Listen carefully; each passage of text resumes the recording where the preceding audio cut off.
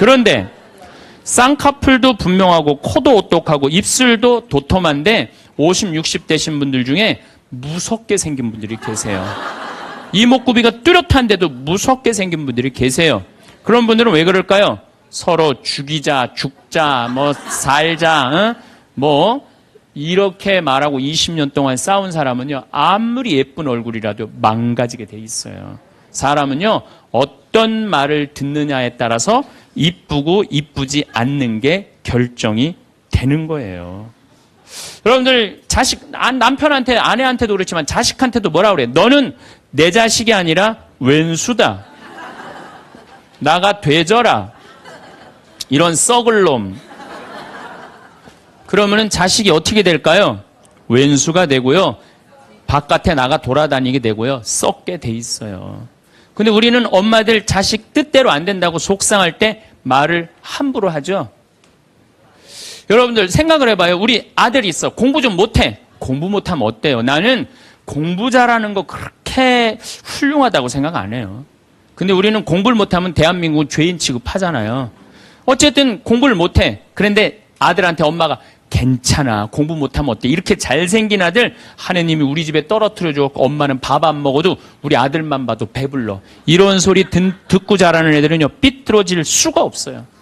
딸 보고도 이렇게 이쁜 딸 혼자 보기 너무 아깝다. 어쩜 이렇게 이쁜 딸이 얘네들 삐뚤어질 수가 없어요. 남편도 아침에 출근할 때 이렇게 잘생긴 남편 어떻게 보내? 여보, 내가 나가서 버릴 테니까 당신 집에 있어.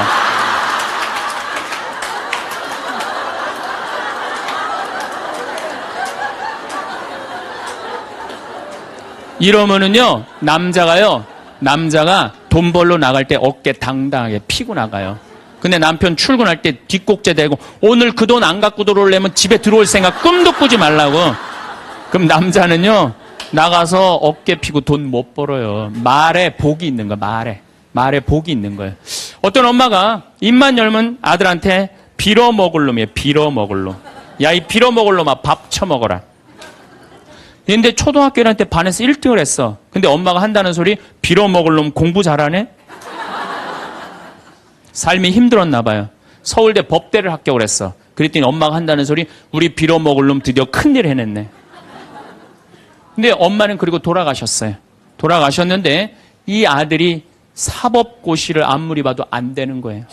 회사에 원서를 넣어도 안 되고 선을 봐도 퇴짜 받고 잘생기고 서울대 법대 나왔는데, 그래서 이상원이라는 그 장명하는 사람한테 가서 물어봤어요. 내 인생이 왜 이러는지 나 모르겠다고. 당신 쭉 살아오면서 무슨 얘기를 많이 듣고 살았느냐? 가만히 생각해보니까 엄마가 입만 열면은 빌어먹을 놈이라고. 그러니까 이 사람은 잘 안 되니까 동료 판사, 변호사, 검사한테 빌어먹기 시작한 거예요. 그게 당신 인생의 몸에 밴 거다. 내가 당신 관상을 보니까 당신은 빌어먹을 놈이 아니라 벌어먹을 상이다. 벌어먹을 상이다. 그래, 내가 왜 빌어먹을 놈이야? 내가 서울대 법대까지 나왔는데. 과외를 시작했어요. 과외를 시작했더니 애들이 너무너무 많이 모이는 거예요. 그래서 학원을 했어요. 학원을 했더니 돈을 너무 많이 버는 거예요, 서울에서. 그랬더니 예쁜 색시가 시집을 오고 지금은 딸 둘을 낳고 행복하게 벌어먹고 살고 있대요.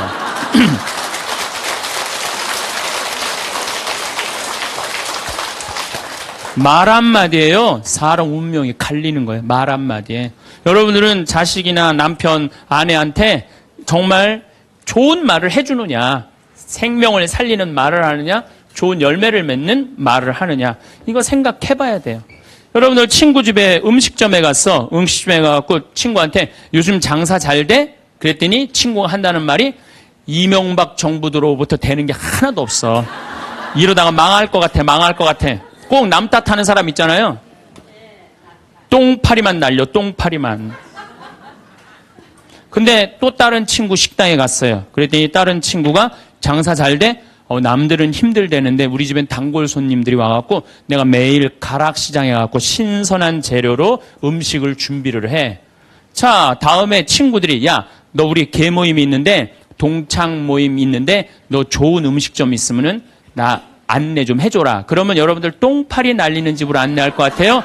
신선한 재료로 음식을 준비하는 집으로 안내할 것 같아요? 그렇죠. 말에는요, 복이 있게 돼 있어요. 제가 10년 전에 이제 강원도 평창 생태마을을 시작을 했어요. 근데 그때 사실은 주교님께서 저한테 뭐 어느 대학에 교수로 가라고 그랬어요. 근데 나는 교수보다는 평창에 가서 농사 짓고 살고 싶다. 그래서 주교님 명을 거역을 했어요. 지금 생각하면 철없었던 거였죠. 거역을 하고 내가 평창에 들어가서 이제 살기 시작했어요. 평창에 들어가서 살기 시작했는데 주교님이 반대한 거 아니에요. 평창에 가서 사는데 1년에 한 번 이제 주교님한테 신년 하례식 할 때 주교님이 물어봐요. 황 신부, 거기 살만해? 너무 행복해요. 제가 이제 첫째 매주 뛰어갖고 된장, 간장, 고추장 판매하잖아요. 찾아오는 사람이 있어요. 팔릴 거 아니에요. 황 신부, 농산물 많이 팔려? 너무 많이 팔려요. 황 신부, 거기 사람들은 많이 와? 첫 해는 개미새끼도 안 왔어요. 알아야지 올 거 아니에요. 근데 내가 너무 많이 와요. 저는 제가 생태마을에 살면서 한 번도 생태마을이 사는 게 힘들다, 지겹다, 나 빨리 본당 내보내줘라 그런 소리 한 적이 한 번도 없어요. 그리고 내가 방송에 나가서든 어디 강의 가서든 나는 평창에 사는 게 너무 행복하다. 밤하늘에 별도 예쁘고 요즘은 또 이 물이 풍부해갖고 아침에 물 한 개가 피면요 아침에 일어나면 기가 막혀요. 네. 내가 좋다, 아름답다는 얘기만 하니까 강의 듣는 사람들이 무슨 생각할 것 같아요? 한번 가봐야지. 한번 가봐야지. 그러니까 첫 해는 1000명 정도밖에 안 왔는데 작년에는 3만 명이 오르더니 올해는 4만 명까지 지금 왔어요. 4만 명. 사람들이 너무 많이 오는 거예요. 말이 뭐를 불러일으켜? 복을 불러일으키는 거, 복을. 근데 우리 직원들한테도 올 연초에도 회의할 때 그랬어요. 올해 느낌이 너무 좋아. 대박 터질 것 같아. 너희들 열심히 준비해. 근데 내가 우리 직원들한테 회의할 때 니네들 이렇게 하면 망한다. 니네들 똑바로 해. 망할 것 같으니까 똑바로 해. 그럼 이 직원들은요. 집에 가갖고 직장 알아봐요. 곧 망할 직장에 마음이 가겠어요? 그런데 올해 대박 터질 것 같아. 마음이요. 벌써 놓이는 거예요. 그래서 내가 우리 직원들한테 8월 말까지 예약이 2월 달에 차면 내가 니네들 유럽 기차 여행 데려갈게. 내가 그랬어요. 그랬는데 12월까지 예약이 꽉 찬 거예요. 그래갖고 오늘 여행 보증금 내라고 왔어요. 그래서 23명 우리 직원들 데리고 내년 유럽에 다 가요. 예.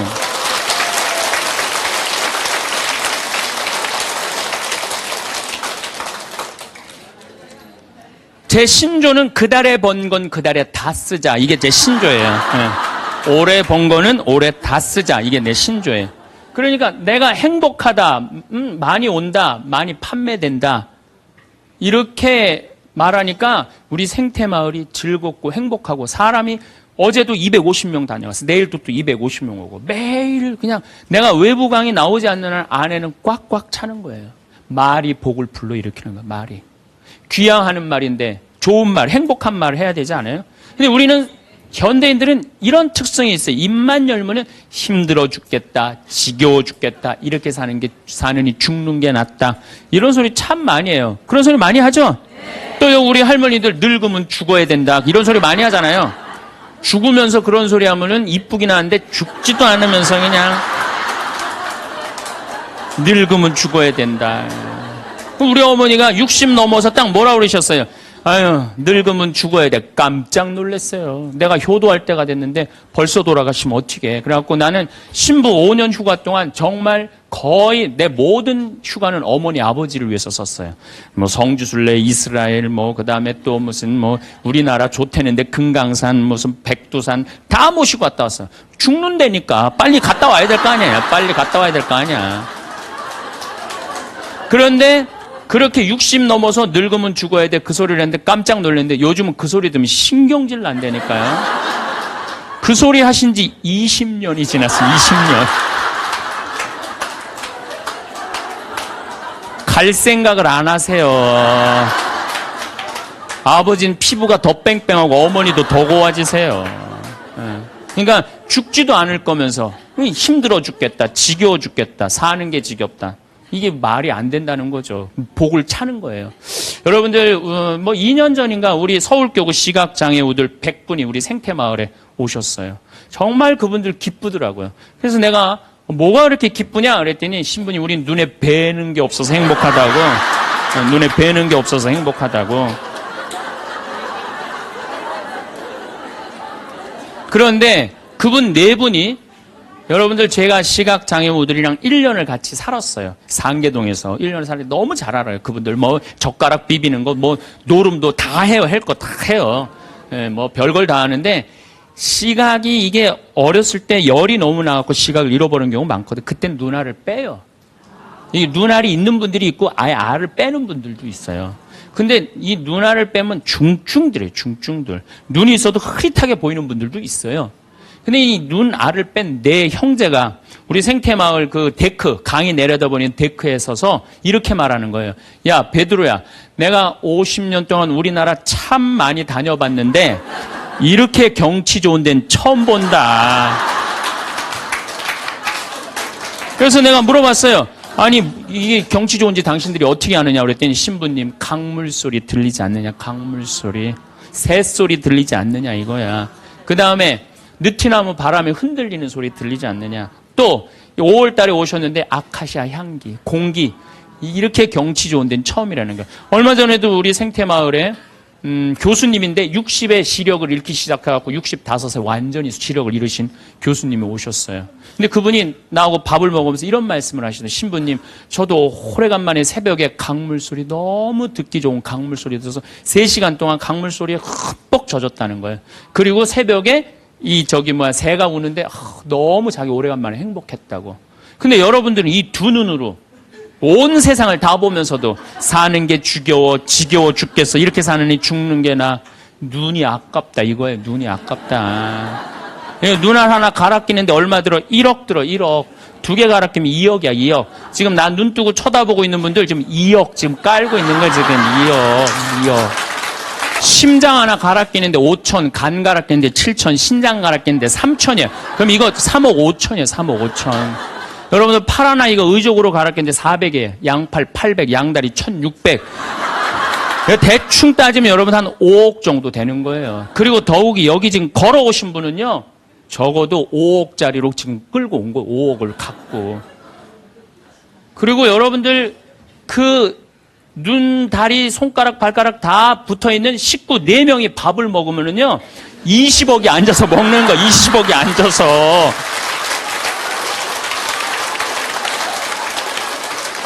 아니, 20억이 앉아서 먹으면서 사는 게 지겹다, 이렇게 사는 게 죽는 게 낫다.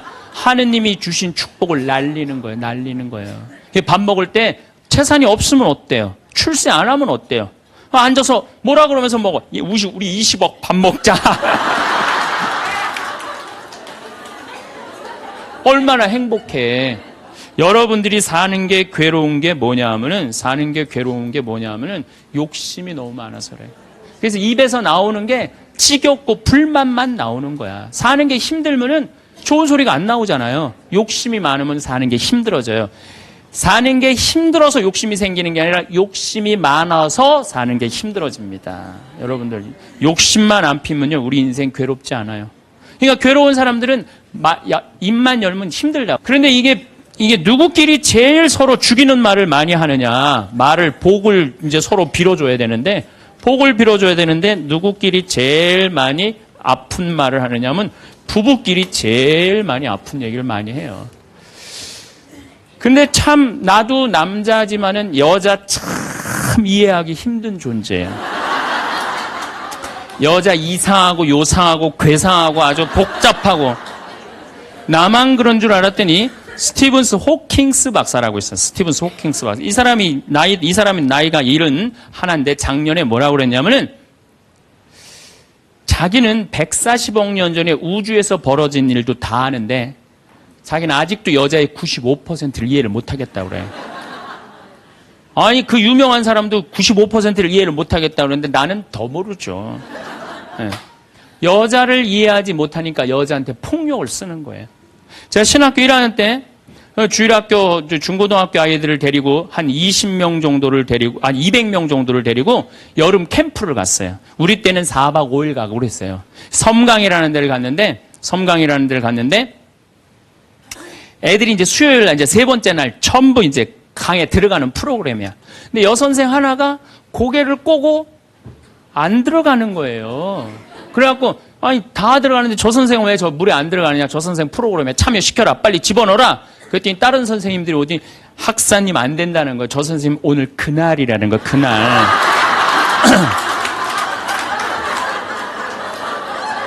근데 내가 신학교 1학년이 그날이 뭔지 어떻게 알아요? 그래서 내가 물어봤어요. 그날이 뭔데? 아, 학사님 오늘 저 선생님 그날이 안 된다니. 오늘 물에 들어가는 날지 그날이 뭔데? 그랬더니 어떤 지혜로운 엄마 선생님이 나를 한 군데로 데려가더니 학사님, 여자는 한 달에 한 번 매직이 있다는 거예요. 그래서 내가 매직이 뭔데요?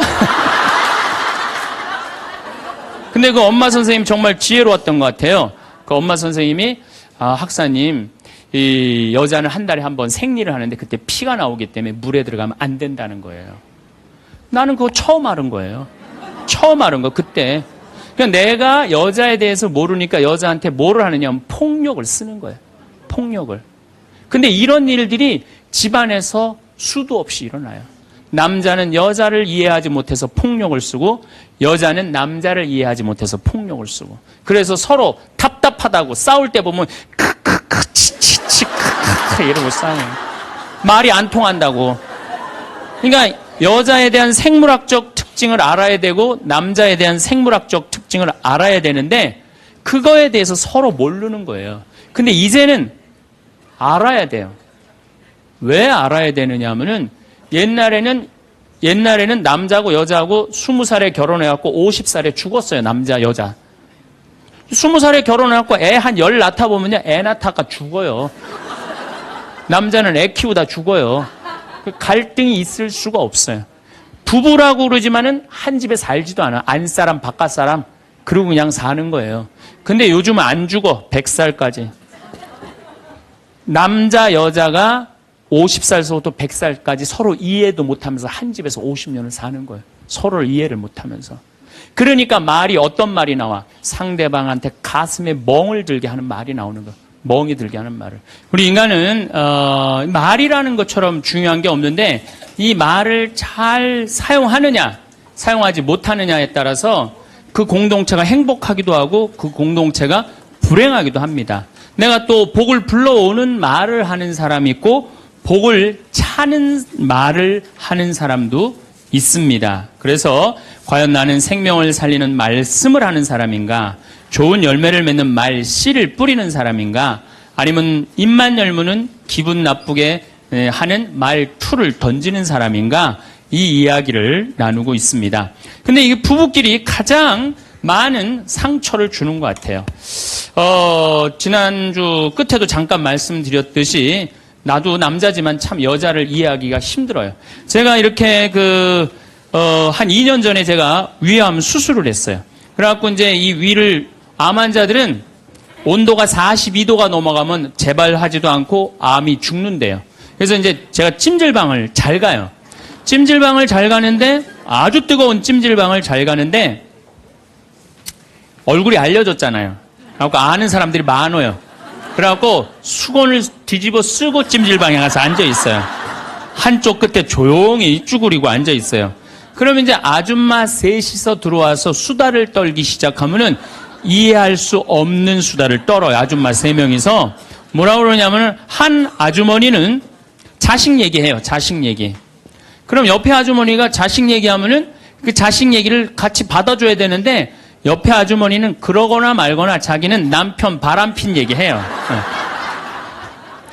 또 옆에 아줌마는 남편 바람핀 얘기 해거나 말거나 자기는 아파트 산 얘기해요. 주제가 다른 3가지 이야기를 각자 지치지도 않고 30분 동안 계속 하는 거예요. 이해가 안 되더라고요. 우리 남자들은 정치 얘기를 지금 하고 있는데 아내가, 여보 우리 애가 자꾸 속을 썩여. 그럼 남자 신경질 부려요. 여보 나 지금 정치 얘기하고 있잖아. 지금 정치 얘기 끝나면은 그 다음에 자식 얘기해. 남자는 한 번에 한 가지 주제만 얘기를 해요. 근데 여자는 동시에 3가지 얘기를 동시에 하는 거야. 기분도 안 나빠하면서 계속 얘기하는 거예요. 기분도 안 나빠하면서. 나는 왜 그런가. 근데 요즘 공부를 해보니까 이해가 되더라고요. 여자는 언어를 관장하는 뇌가 좌뇌에도 있고 우뇌에도 있대요. 머릿속에 말이 꽉 차 있는 거야. 말이 꽉 차 있으니까 말을 해야 돼. 그런데 말은 하긴 해야 되는데 또 들어야 되잖아. 근데 말을 하면서도 귀는 동시에 두 가지를 구분해서 들을 수 있대요. 이게 무슨 얘기냐면은 한 아주머니는 자식 얘기 자기는 입으로 하면서 귀로는 남편 얘기도 듣고 아파트 얘기도 듣는 거야. 무시하는 게 아니야. 그냥 자기 각자 얘기하면서 상대방 얘기도 다 듣는 게 여자예요. 남자는 언어를 관장하는 뇌가 좌뇌 뒤에만 있어. 좌뇌 뒤에. 그래갖고 남자들이 교통사고가 나고 좌뇌를 다치잖아요.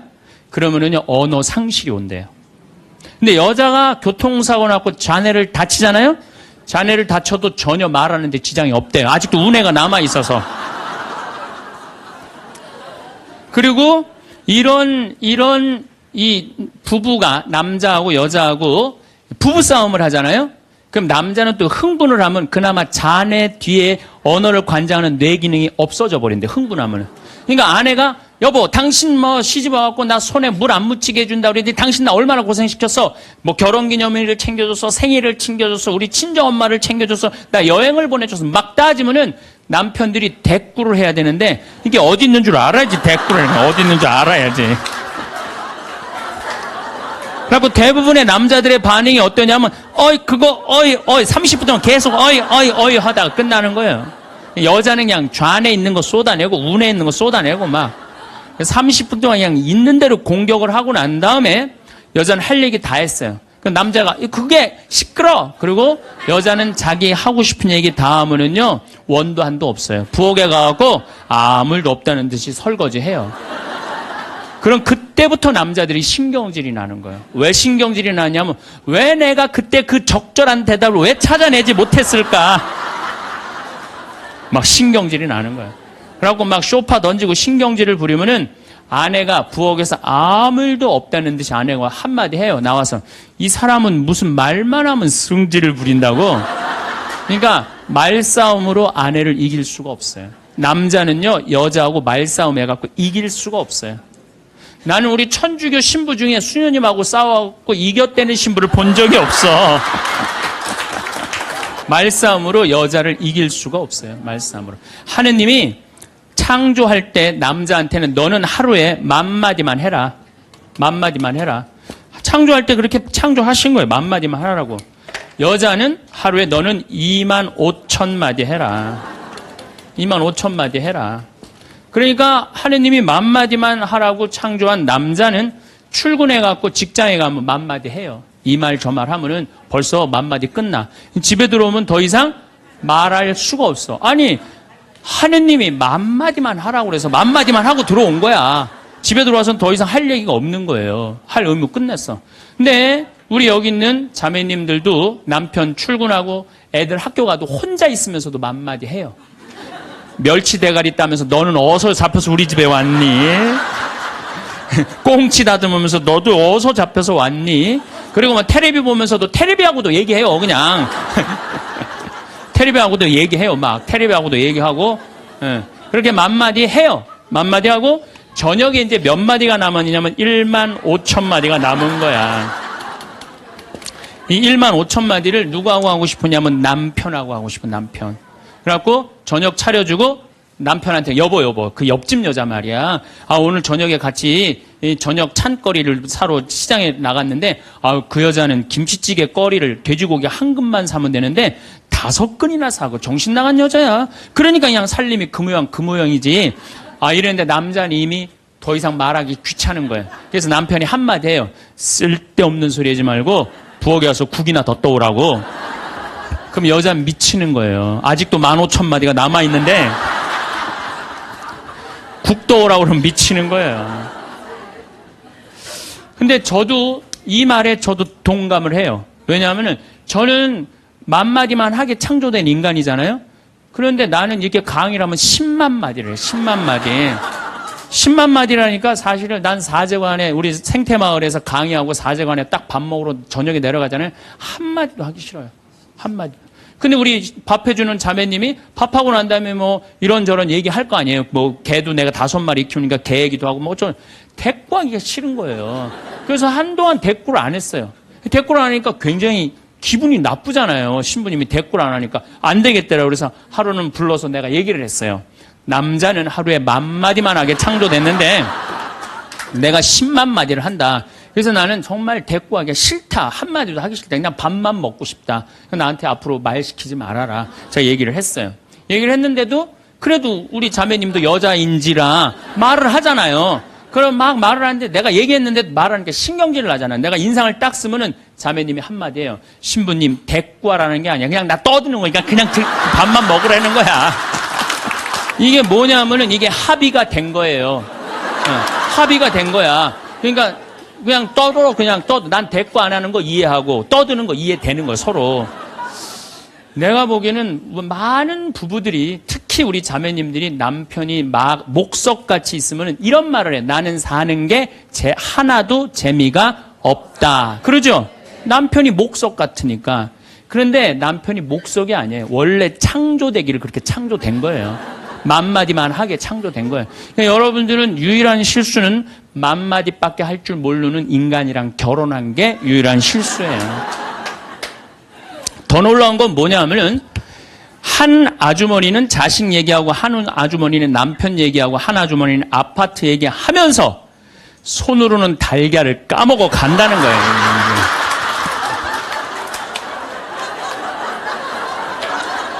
뭐 대단하지 않아요? 달걀. 여러분들 남편한테 이번 추석 때나 뭐 어느 때 한번 시켜보세요. 달걀 좀 까줘 그러면 남편은 어떻게 하는 줄 알아요? 달걀만 까요. 그것만 쳐다보고. 그 말 시키면 남편이 뭐라고 그래요? 지금 달걀 까잖아, 지금. 남자는요, 한 번에 한 가지밖에 할 줄 몰라요. 동시에 두 가지를 못 해요. 근데 여자는 특성상 밥 올려놓고, 찌개 올려놓고, 다듬어야 되고, 나물 다듬어야 되고, 반찬해야 되고, 동시에 여러 가지를 할 수 있어요. 그래서 집에 전화가 오잖아요? 전화가 오면은 아빠가 전화를 받으면 테레비 소리가 크면은 아빠가 한마디예요. 시끄러워. 테레비 소리 줄여. 그러죠? 또 애들 시끄러우면 아빠 통화하니까 가만히 있으라고 그래요. 그 남자는 전화만 해요. 근데 엄마한테 전화가 오잖아요? 테레비 소리 애들 떠드는 거 전혀 상관없어.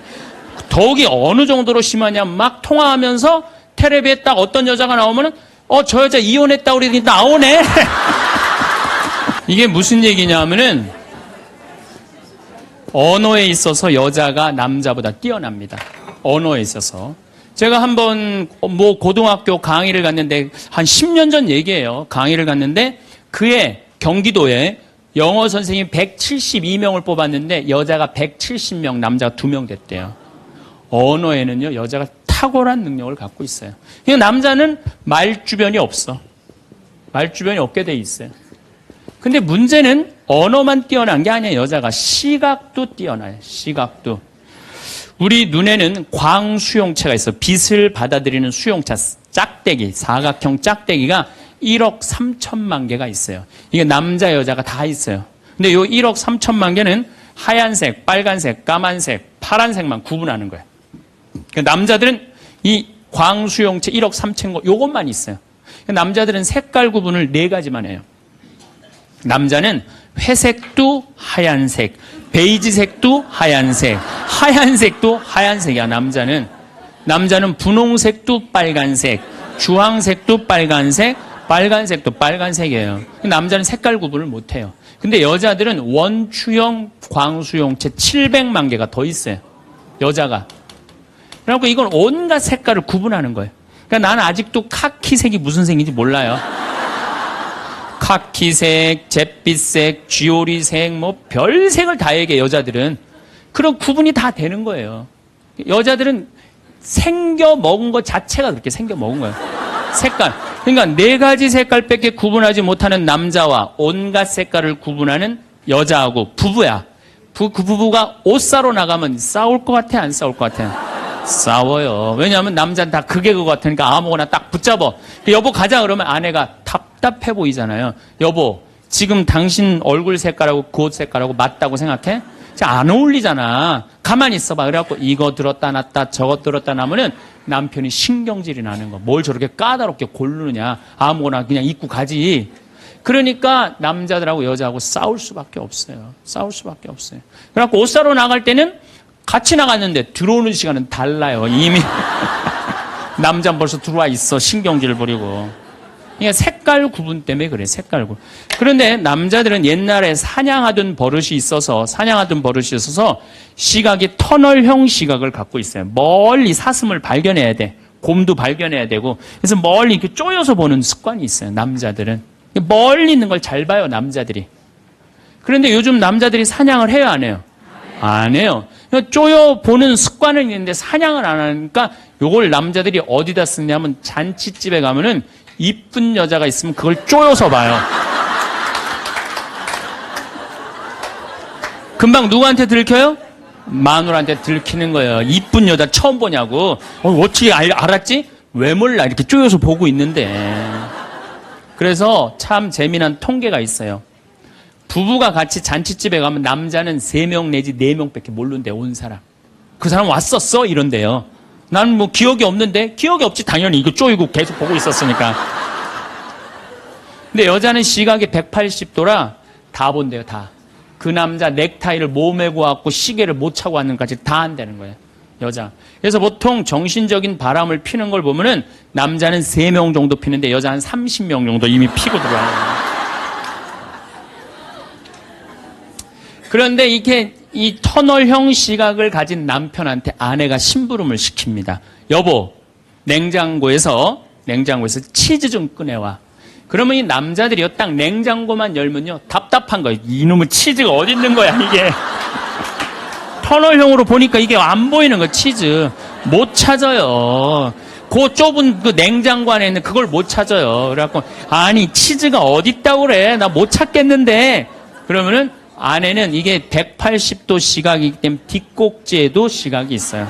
그래갖고 딱 냉장고 문을 열고 들여다도 안 봐요. 들여다도 안 보고 딱 손 넣고 딱 꺼내갖고 남편 코앞에 딱 들여대는 거예요. 이걸 못 찾느냐고.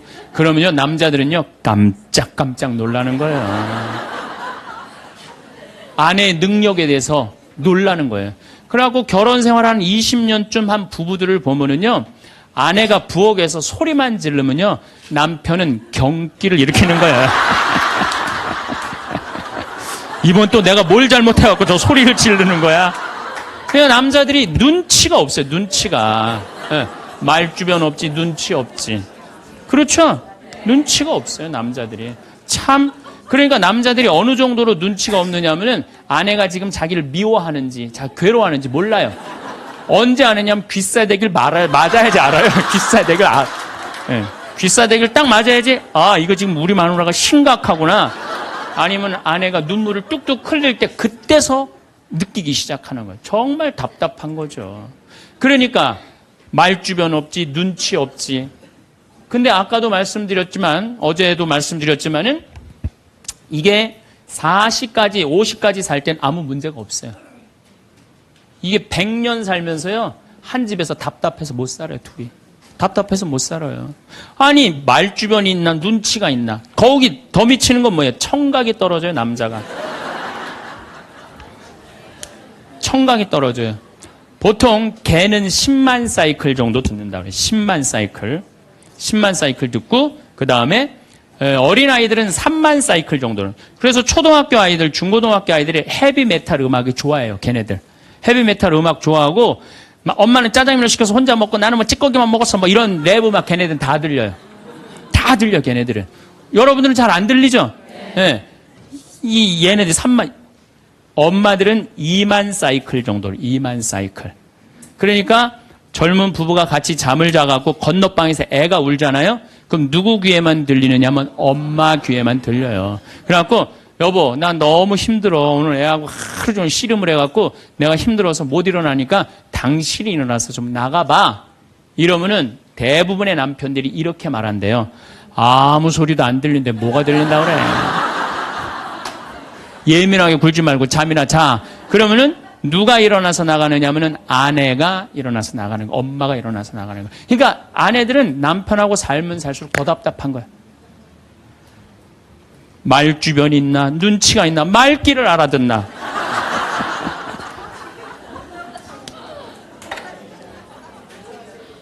그러니까 이제 한 집에서 할아버지하고 할머니하고 한 집에서 사는 할머니, 할아버지야.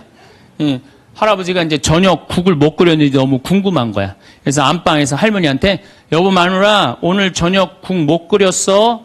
근데 부엌에서 딸그락 딸그락 소리는 들리는데 대답이 없는 거야.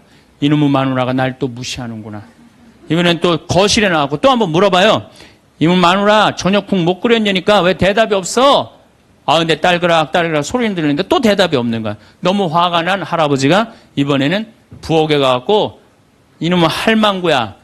저녁 못 끓였는지 내가 3번이나 물었는데 대답을 안 하냐고. 사람 말이 말 같지 않으냐고. 그러니까 할머니가 눈을 동그랗게 뜨고 하는 말이 내가 콩나물국이라고 3번 얘기했잖아. 누구만 못 들은 거야? 할아버지. 제가 이렇게 강의를 가면은요, 할아버지들이 이렇게 하고 듣는 할아버지들이 참 많아요. 이게 남자의 특성이에요. 그래서 남자들은 만 사이클밖에 못 들어요. 만 사이클. 그래갖고 남자들은 음악을 빠른 음악 들으면 다 시끄럽다고 그래. 다 시끄러워. 시끄러우니까 끄라고. 그저 남자한테 음악이라고 그러는 건 꿍짝짝 꿍짝짝 어머나 어머나 이러지 마세요. 이런 음악만 음악이에요. 남자는. 그래서 30대 40대가 넘으면 트로트를 좋아할 수밖에 없어. 남자들은. 빠른 음악을 안 들리니까. 한 28,000 사이클 정도가 보통 우리 음악에서 나오는 헤비마틱 음악이거든요. 그러니까 못 듣는 거예요. 그 다음부터는.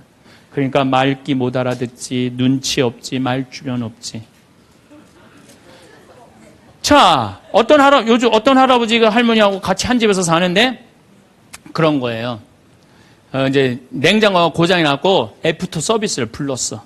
애프터 서비스를 딱 불렀는데 애프터 서비스 하고 난 다음에 갔어. 근데 요즘은 참 대한민국이 애프터 서비스 끝나고 나면은 고객센터에서 전화하잖아요. 고객님, 매운 만족하십니까? 보통 만족하십니까? 저 설문조사를 하잖아요. 근데 이게 또 할아버지가 전화를 받았네? 아, 냉장고 고쳤는데 이제 애프터 서비스라고 전화를 했는데 애프터 서비스 센터에서 전화했다고 그러니까 뭘 또 애프터 서비스를 해주느냐? 그래갖고 뭐라고 그러니까 할아버지가 할머니한테 그런 거예요. 여보 마누라 요즘 이상해. 냉장고 고쳤는데도 매운 만두 먹을래요? 보통 만두 먹을래? 그렇게 물어보는데 말귀를 못 알아들어요. 말귀를. 그러니까 60이 넘어가기 시작하면 할머니들 목소리가 커지기 시작해요. 막 할아버지한테 막 소리 지르는 거예요. 소리 지르는 이가 말귀를 못 알아들으니까 소리를 지르기 시작하는 거예요. 점점 나이 먹으면 할머니들은 거칠어지고 그러니까 말귀를 못 알아들으니까 기억력까지 떨어지게 돼 있어. 동시에.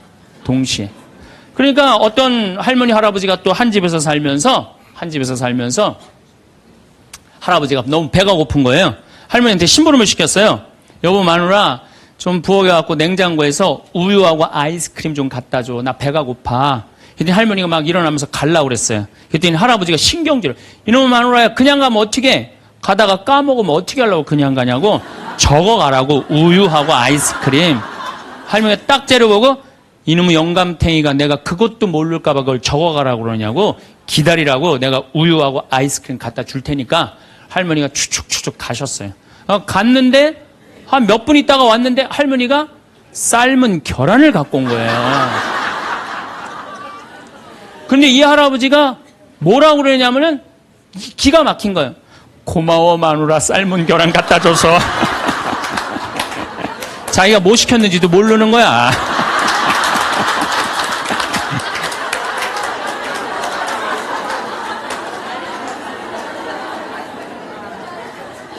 자, 여러분들 남자하고 여자는 이렇게 달라요. 그리고 50이 넘어서면서부터 여자가 능력이 뛰어나요. 여자가. 그러니까 남자는 사실은 말주변도 없지, 눈치도 없지, 말귀도 못 알아듣지. 여기 지금 형제님들 몇 분 오셨는데 내가 60 넘어갔고 100살까지 집에서 안 쫓겨나고 살 수 있는 비법이 하나 있어요. 내가 마누라 옆에서 붙어서 사는 비법이 하나 있어. 내가 그거 비법을 알려드릴 테니까 여기 형제님들 내가 알려주는 대로 사시면 돼요. 그저 비법이라는 건 뭐냐면은 마누라가 시키는 대로 하고 사세요.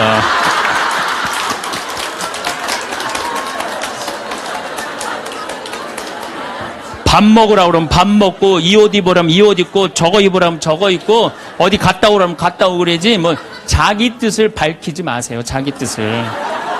그래야지 안 쫓겨나고 살 수 있어요. 우리가 가장 가까이 있는 사람한테 가장 상처 주는 말을 참 많이 하는 것 같아요. 그래서 여러분들 부부끼리 서로 기분 나쁠 때가 있어요. 기분 나쁠 때 있잖아요. 예. 그럴 때 이렇게 뭐 감정적으로 생각하거나 극단적으로 생각할 필요가 없을 것 같아요.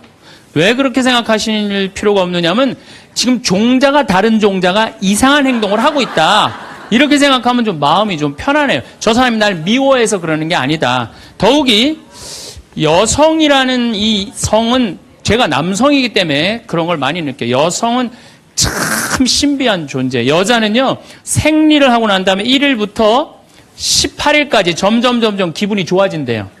점점. 18일서부터 21일 사이까지는 기분이 최고래요, 최고. 네. 최고인데 21일부터 기분이 나빠지기 시작해. 생리할 때 되면 완전히 그 여자가 아니야. 원래 생각했던 그 여자가 아니야. 완전히 새로운 완전히 짐승이 하나 나와갖고 이상한 행동을 하는 거예요. 그러니까 여자는 기분이 좋고 나쁘고 너무 분명해요. 좋을 때는 한없이 좋고 나쁠 때는 또 한없이 나쁜 경우가 있어요. PMT라고 이게 그 여자는 그 생리 전 긴장감이 있대요. 이 현상이 있어갖고 여자의 감정을 남자들이 내 말로는 난 도저히 이해가 안 돼. 이 주기를 몰라서 그래요. 더욱이 여자가 한 18일에서 21일 사이는 기분이 얼마나 좋으냐면은 처녀 때도 이때 만약에 파티장에 가고 술을 먹는데 남자를 보면은요 모든 남자가 다 멋있게 보인대. 그래갖고 그냥 이때 그냥 술 먹고 호텔에 다음날 아침에 깨보면 어머머 내가 미쳤어 내가 왜 그랬지? 이런 일이 이때 벌어지는 거예요. 그래서 보통 보면은 이렇게 부부들 보면 너무 예쁜 여자하고 이상하게 생긴 남자가 부부로 사는 경우가 있어요. 이 경우는 18일에서 21일 사이에 만난 경우에 이 경우는 전혀 어울리지 않는데도 같이 사는 경우가 있어요. 그걸 뭐 번개 맞은 사랑, 운명 같은 사랑 그런 거 아니에요. 그런데 이게 결혼할 때만 이런 현상이 일어나는 게 결혼하고도 계속 이 주기가 반복되는 거예요. 그러니까 남자들도 이걸 이해를 못하니까 답답한 거. 저 여자가 왜 저러나? 느닷없이 왜 신경질을 부리지? 또 느닷없이 너무너무 잘하고. 이런 주기, 본인들도 아마 그런 주기에 대한 인식이 있으실 거예요. 인간이라는 게 그렇게 복잡한 것 같아요. 근데 옛날에는 이렇게 복잡해도 몰라도 됐어요. 그냥 참고 살고, 그냥 견디고 살고, 성당에서 십자가 생각하고 참으라고 그러면은 그냥 참고, 그리고 옛날에 제가 20년 전만 해도 신부님 남편이 때려요, 남편이 바람 펴요. 그러면 저도 그랬어요. 참고 살으라고. 왜? 참고 좀만 참으면 죽으니까 그냥. 죽으니까 참고 살라고 그랬어요. 그 옛날엔 더 했죠. 그 옛날에는 100년 전, 200년 전에는 참고 살면 둘 중에 하나 아무나 빨리 죽으니까 그냥, 근데 요즘은요, 한 40살 된 사람이 남편이 때려요, 바람 펴요, 빚만 만들어놔 이러면요, 참고 살라고 얘기하기가 참 두려워요. 왜냐하면 참고 100년을 더 살아야 되는데, 그거는 또 다른 형벌이거든요. 그러니까, 여러분들도 이제는 남자라는 이 동물을, 짐승을, 종자를 이해를 하셔야 돼요. 남편을 이해하라는 게 아니에요. 남자가 생겨먹은 게 어떻고, 또 여기 있는 우리 형제님들은 여자가 생겨먹은 게 그러면 훨씬 좀 덜 싸울 거예요. 덜 크크크 치치치 카카카 된다니까. 그런데 이제 부부끼리도 서로에 대한 이해가 필요하지만은 여러분들 자녀에 대한 이해가 필요합니다. 자녀를 이해하셔야 돼요. 그리고 자녀하고 대화를 해야 돼요. 자녀하고 대화를 해야 되는데 우리나라 엄마들은 참 편안하게 교육해요. 딱 한마디만 하면 되니까 공부해. 이건 절대 교육이 아니에요. 절대 교육이 아니에요. 작년 3월 13일 날 고등학교 3학년 남자아이가 엄마를 죽였어요. 목으로 칼을 찔러서.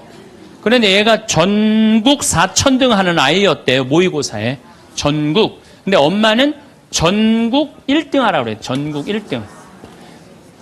나는 전교 1등은 들어봤어도 전국 1등은 처음 들어봤어요. 전국. 자식한테 전국 1등을 하라고 강요한 엄마는 처음 들어봤어요. 근데 얘는 전국 4천 등이면요, 서울대 들어가요. 왜냐면 1년에 서울대 4천 명 정도 뽑거든요. 4천 명 정도 뽑으면 뭐 카이스트, 경찰대 뭐 이런 데 다 빠지면은요, 서울대 들어가고도 남아요. 그런데 얘는 전국 63등으로 고친 거야. 63등인지 62등인지. 내가 고등학교 때 반에서 받은 등수야, 이거야, 고등학교. 그런데 엄마가 이 성적표를 받아보고 아이를 야구방망이 골프채로 8시간을 두들겨 팼다는 거예요. 엄마가 전국 1등 하라고 그랬더니 왜 전국 62등 하느냐. 근데 3월 14일이 무슨 날이냐면 학부용 진학 상담하는 날이야. 얘는 전국 62등도 8시간 두들겨 맞았는데 이거 전국 4,000등 걸리면은 나는 죽는다. 그래갖고 엄마를 미리 죽인 거예요. 얘 지금 감옥에 가 있어요. 1차 재판 끝났어요. 3년형인가 지금 나왔어요. 나는 얘는 엄마를 죽였다고 생각하지 않아요. 시험 감독관을 죽인 거예요. 시험 감독관을. 근데 우리는 자녀들한테 공부하라는, 왜 공부해야 되는지, 인생에 대한 철학, 삶의 진리 이런 얘기 전혀 하지 않아요. 그냥 무조건 공부하라. 무조건 공부하라 그래. 그러니까 애들이 왜 공부해야 되는지도 모르고 부모가 하라고 그러니까 지겨워도 하는 거예요. 그러니까 부모가 지겨운 거예요. 부모가 지겹고 부모하고 말을 섞기 싫고. 여러분들 맨날 초등학교 이제 한 5학년만 되면은 남편이 맨날 술 먹고 들어와. 남편이 요즘 경기가 안 좋아갖고 400만 원을 벌어야 되는데 150만 원밖에 못 벌어. 400만 원을 벌었는데 150만 원밖에 못 벌어. 그래갖고 남편이 걱정이 돼갖고 맨날 술을 먹고 들어와요. 그러면은 엄마가 한다는 소리가 그래요. 지겨워 죽겠어. 뭐하러 나하고 결혼했어. 술하고 결혼하지. 내가 이혼을 하든가 말든가 해야지. 아빠는 맨날 술 먹고 들어오고. 초등학교 5학년만 되면은 여자의 초등학교 5학년 애들 눈치가 빨라요. 아, 우리 집이 지금 심각하구나. 엄마 아빠가 곧 이혼하면 나는 엄마하고 살아야 될까 아빠하고 살아야 될까 고민해요. 아빠가 밤 10시에 술이 취해갖고 들어왔어. 그래도 딸이라고 아빠 들어왔냐고. 아빠 오셨어요? 아빠가 한다는 소리가 우리 딸 이리 와. 아빠가 안아줄게. 걱정하지 말고 넌 들어가서 공부해. 이 아빠가 다 알아서 할게.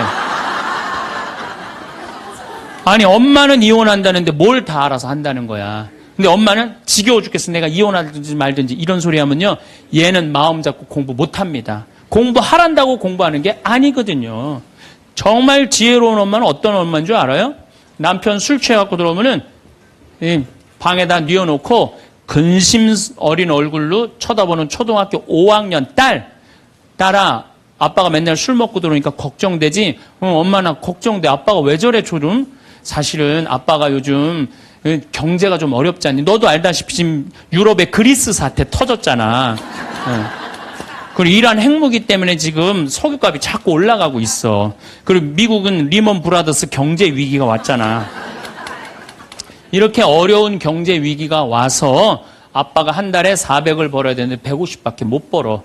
근데 너도 알다시피 우리 핸드폰 네 식구 쓰면은 20만 원이야. 그 다음에 전기세 10만 원이야. 그 다음에 아빠 차 운행하고 우리 버스 타고 전철 타고 다니는 거 30만 원이야. 우리가 라면만 먹고 살아도 60만 원이야. 네 학원비, 동생 학원비 50만 원 들어가.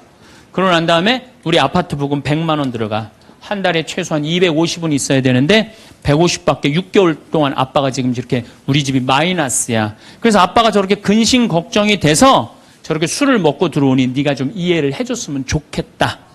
이렇게 말하면요, 얘는 방에 들어가서 고민해요. 우리 집을 위해서 내가 도대체 뭘 해야 될까 고민해요. 그런데 우리는 자녀들한테 이런 얘기 일체하지 않아요.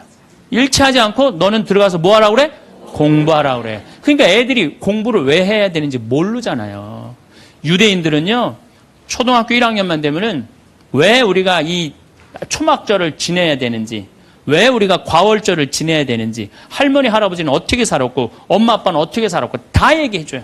그러니까 우리나라 애들은, 이스라엘 애들은 초등학교 1학년 때부터 철드는 거예요. 우리 역사, 이런 역사 안에서 내가 살아가야 되는구나.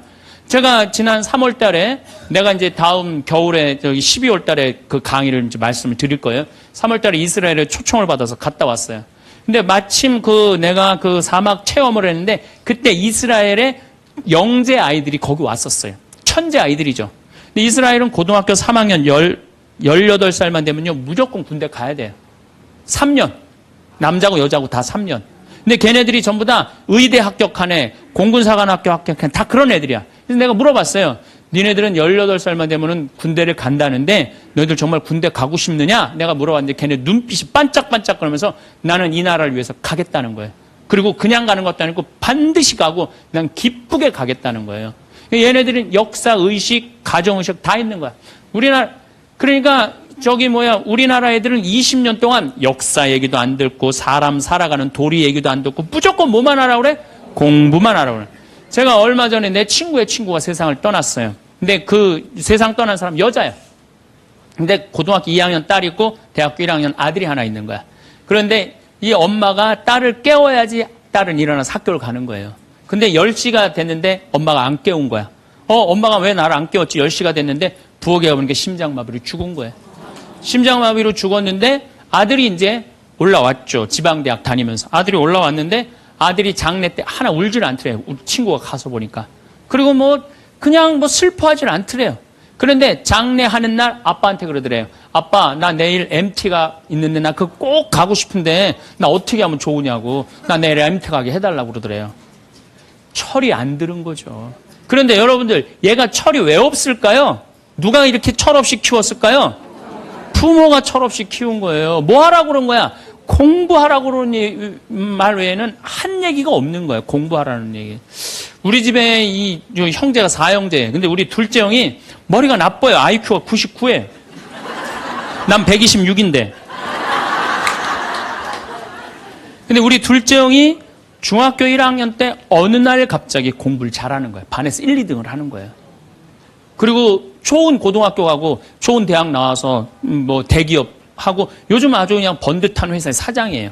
그래서 내가 3년 전에 형한테 물어봤어요. 형은 IQ가 자기 항상 그러니까 난 99밖에 안 된다고. 형은 IQ가 99밖에 안 되는데 왜 이렇게 공부를 잘하고 사회에서 이렇게 정말로 남들 부러워하는 자리까지 올라갔느냐고. 왜 IQ가 99밖에 안 되는데 왜 갑자기 공부를 잘하느냐고 내가 물어봤어요.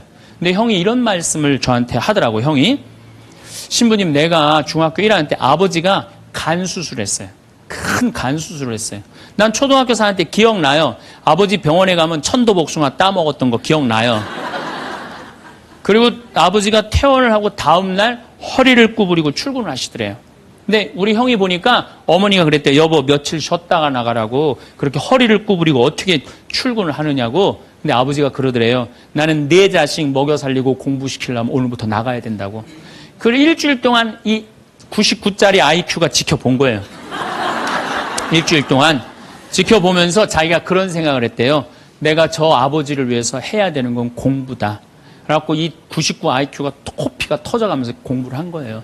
근데 그 아들은 내가 봐도 그때부터 효자인데 지금까지도 효자예요. 왜? 부모의 삶에 동참했기 때문에. 여러분들은 자녀를 여러분들의 삶에 얼마나 동참시키세요? 어제 내가 평창에서 강의를 했는데 할머니 한 분이 평생 한 번도 그런 얘기 안 했대, 자식한테. 먹여주고 재워주는 거 외에는 한 게 없다는 거예요. 여러분들, 개는요, 10마디 알아듣는데요.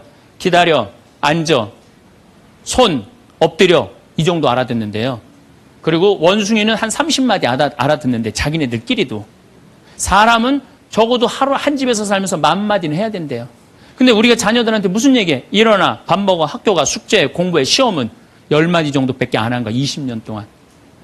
어떤 하느님을 사랑하는 거, 사람을 사랑하는 거, 살아가면서 사람의 도리, 우리 집안의 내력, 그런 얘기 생전 안 하는 거예요, 생전. 내가 어떤 고민을 하는지, 내가 어떤 갈등 속에서 사는지, 아빠하고 어떤 추억이 있는지, 그런 거 전혀 모르는 거예요. 밥만 먹여주는 그러니까 10마디 이상 안 하는 거예요. 그러니까 내가 자녀를 키우면서 계속 들어가서 공부해 10마디 이상 안 한 이 집은 무슨 집이냐? 개 같은 집이에요, 개 같은 집이에요. 사람 집이 아니에요. 사람 집이 아니에요. 다정한 대화를 할 수가 없는 거야. 그러니까 우리 이 둘째 아들은 정말 그때부터 지금 나이가 50이 넘었는데 아직까지도 효자예요.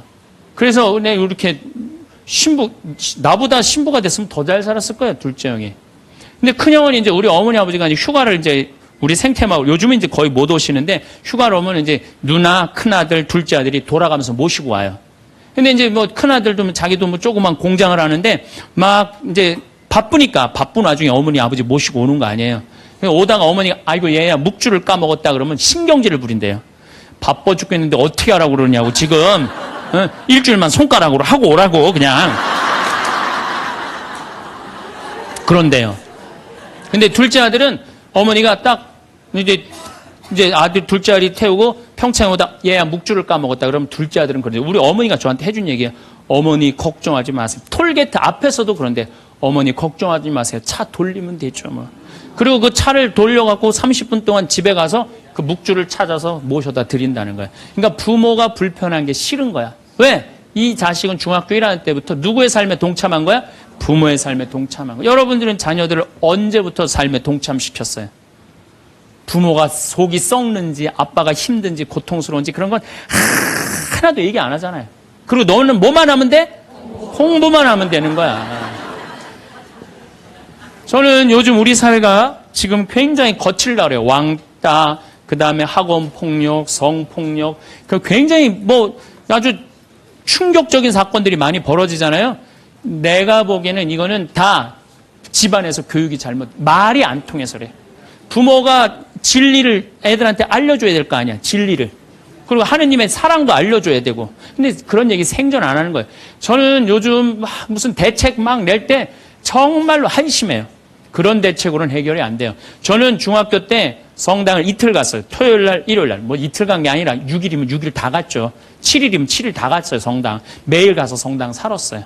그 성당 가면은 매일 교리 배우고, 거룩한 거 배우고, 진리 배우고, 사람 사랑하는 거 배우고, 사람 배려하는 거 배우고, 그랬잖아요. 학원이 무슨 학원이야. 토요일 날이는 맨날 친구들하고, 이 순교자 성월에는 유대철, 내가 그때 주인공 됐었어. 유대철. 연극하고, 성탄 때는 또, 성가 연습하고, 문학적으로, 심성적으로 신앙생활을 했을 때는 아이들이 거룩하고, 그 중에 또 뭐, 신학교 간 뭐 학사님 있으면 그 학생이 너무너무 부러우면 나도 한번 신부로 살아볼까? 또 수녀원 간 사람 있으면 또 이 여자아이들도 나도 저렇게 아름다운 수도자로 살아볼까? 그런 문화가 있었다고요. 근데 우리 천주교만 그런 게 아니라 자라보면 교회 다니는 애들, 절에 다니는 애들 다 그렇게 자랐어요. 그러니까 심성이 예쁘게 자라는 거죠. 근데 요즘 애들은 뭐만 해요? 공부만 해요. 그러니까 심성이 예쁘게 자랄 수가 없는 거예요. 아무리 대책을 발표해봐요. 소용이 없는 거예요. 그래서 나는 진짜 똑똑한 정치인이라면은 토요일 날, 일요일 날 신앙생활 하게 해야 돼요. 똑똑한 정치인들이라면. 그 문화생활 하게 해야 돼, 애들이. 절대 공부를 하면 안 돼요. 토요일 날, 일요일 날은. 그렇게 잘하면은 우리 사회가 굉장히 건강해지고 거룩해지고 진리가 충만한 나라가 될 거예요. 공부한다고 되는 일이 아니에요. 공부한다고.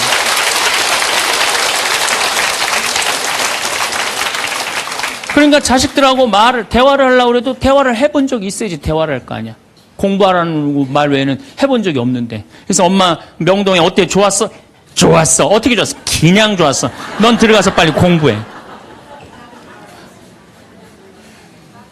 자, 그렇다면은 내가 어떻게 하면 대화를 잘할 수 있을까? 말을 잘할 수 있을까? 첫 번째, 들어라. 우리가 이게 부족해요. 듣는 게 부족해. 우리나라 사람들이 듣는 게 부족해. 제가 평택에서 본당 신부할 때 교우가 한 5,000명 됐었어요. 본당 신부 혼자 하는데 하루에 고해성사를 200명, 300명이 보는 거예요. 너무너무 힘든 거야. 그러니까 내가 주일날 막 교우들이 1분 이상 고해를 하면 막 신경질이 나는 거야. 그러니까 할머니들이 그냥 신부님 내가 6.25 때 시집 와갖고 그냥 독자 집에 시집을 왔는데 아들을 하나 낳았어요. 아들을 하나 낳았는데 그놈이 독자라고 내가 너무 오냐오냐 해서 키우다 보니까 이놈을 장가를 보냈는데 이놈이 이혼을 해갖고 손자를 나한테 맡겨갖고 내가 지난주에 그 손자 찾으러 다니느냐고 주일미사를 빠졌어요. 아, 주일미사 빠졌는데 왜 6.25 전쟁부터 시작을 해. 그래서 내가 그래요. 저 교우들한테 항상 교육할 때 죄는 간단히 죄 진 것만 얘기해라. 과정은 설명하지 말고. 그러니까 참 교우들도 죄 결론만 얘기하는 게 참 답답할 거 아니야. 고해소에서 그 답답한 속을 털어놔야 되는데 신부님은 막 200명, 300명 줄은 기다리고 있고. 근데 내가 능평이라는 데 본당 신부를 딱 갔는데 교우가 500명이야. 딱 10분의 1이야. 고해소에 들어가고 성물돌 끝났는데도 들어오는 사람이 아무도 없는 거야. 너무 심심한 거예요. 그래갖고 이제 고해소에 딱 들어오면 너무 반가운 거예요. 그래갖고 신부님 저 시어머니를 미워했어요. 그럼 평택에서는 4계명 부모에게 효도하라고 그랬는데 미워하면 안 된다. 예수님이 십자가 생각하고 시어머니한테 잘해라. 딱 간단해. 그렇게 했는데 능평에서는 이 자매 나가면 이제 아무도 안 들어오니까 이 자매 나가면 아무도 안 들어오니까 내가 뭐라 그러냐면 왜 시어머니를 미워하는데요? 뭐 내가 시집을 왔더니 그냥 손자하고 그냥 고모하고 그냥 남편만 하고 나는 그냥 완전히 식모 취급하고 친정에도 못 가게 하고 그러면 안 되지. 그 시어머니 며느리한테 밥 얻어먹으면서 정신 나간 시어머니네. 그러면은 그 자매가 신이 나는 거지. 신이 그것뿐만 아니라 내가 혼수살림 얼마나 구박을 많이 받았는지 몰라요. 그러면은 내가 이제 정말 늙으면 그거 정말 다 그래. 하여튼 자매님 참 그런 집에서 힘들게 산다 그러면 막 눈물 콧물 흘려가면서 시어머니 욕을 바가지로 해요. 그러면서 자매가 신부님 이렇게 시어머니 욕해도 되느냐고 걱정하지 말라고. 여긴 비밀이 지켜지는 데니까 걱정하지 말라고. 한 20분 정도 막 시컷 시어머니 욕하면은요, 대부분의 며느리들이 뭐라 그러냐면, 신부님 꼭 시어머니가 있어서 불편한 것만은 아니에요. 시어머니가 애도 봐주고, 반찬도 이런 거 저런 거 해줄 때는 나 너무너무 좋아요. 그런 것도 있어요. 예. 신부님 이번 사순절을 맞이해서 내가 우리 성가정 만들려니까 내가 시어머니한테 내가 잘할게요. 뭐 잘하면 좋죠. 반찬도 맛있게 하고 한 번 더 웃으면서 얘기할게. 훌륭하십니다. 나는 한 게 아무것도 없어. 그러느냐고. 그러면 자기가 고해하고 자기가 훈화하고 자기가 보속하고 자기 결심까지 다 하기가 나가. 말은요, 들어주기만 하면 돼요. 여러분들 친구들하고 무슨 상담할 때 지적질할 필요 하나 없어요. 나이 50, 60 넘어갖고 너 그러니까 네가 그 꼴로 사는 거야. 그러면 자기 속 얘기하는 사람이 너 그러니까 그 꼴로 사는 거야. 그럴 때 맞아. 내가 그래서 내가 이 꼴로 사나 보다. 그럴 것 같아요. 기분 나빠할 것 같아요. 당연히 기분 나빠하죠. 당연히. 우리 집에 많은 중고등학교 학교 다니기 싫어하는 애들을 데리고 와요. 요즘 내가 바빠서 거의 상담을 못 하는데 데리고 오면은 얘가 학교를 안 간다는 거예요. 중학교 2학년, 3학년 애가 학교를 관두겠다는 거예요. 그러면 내가 많은 경우 상담을 하면은 거의 90%는 그랬던 것 같아요. 너 학교 많이 다니기 싫으니? 네, 다니기 싫어. 그럼 관둬. 뭐 다니기 싫은데. 신부님한테 다니라고 설득하러 데리고 왔는데 신부님이 뭐라 그래?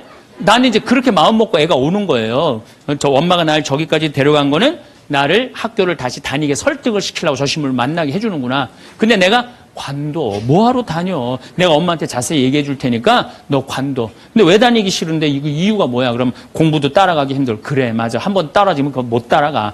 너 있잖아. 너는 머리로 살 놈이 아니라 내가 보기엔 몸으로 살 놈이다, 너 우리 생태마을에 와갖고 농사나 져라. 그러면 이제 자기 친구 얘기, 부모한테 섭섭한 얘기 다 해요. 그럼 얼마나 힘들었겠니? 너 수업 시간에 조는 이유가 있지. 이해를 해야지 알아서 볼 거 아니야. 이해도 안 되는데 눈 뜨고 쳐다보고 있는 거 쉽지 않지. 신부님 그거 어떻게 알았냐. 다 내가 옛날에 해봐서 알아.